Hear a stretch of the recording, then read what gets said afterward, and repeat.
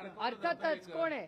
अर्थातच ना, पुण्याचं प्रशासनच अर्थात ना. पुण्याचे जे कमिशनर पोलीस आहेत त्यांनी ह्याचं उत्तर दिलं पाहिजे आणि मुख्यमंत्र्यांनी त्यांना विचारलं पाहिजे की एवढा क्राईम कसा वाढला. देशात 5वा नंबर आहे आणि राज्यात 1 नंबर आहे आणि काल चुकीच्या माणसाला तुम्ही अटक करता. अहो, काल मी तर ते अमितेश कुमारांना इतके फोन दिल्लीवरनं करत होते. माझी जेपीसी होती, मी दिल्लीत होते, एक माझा फोन घेतला नाही. नंतर मी विमानाने पुण्यात आले तेव्हा एक मिस्ड कॉल होता.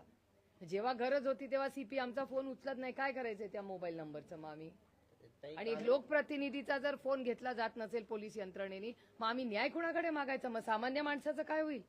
कार्यक्रमात सज्जड दम देताना दिसतात गुन्हेगारांना, मात्र प्रत्यक्षात कायदा आणि सुव्यवस्था पुणे शहरातली आपण बघतोय पूर्णपणे कोलॅप्स झाली पाहिजे. माझी माननीय मुख्यमंत्र्यांना विनम्र विनंती आहे की पुण्याचं ऑडिट करा.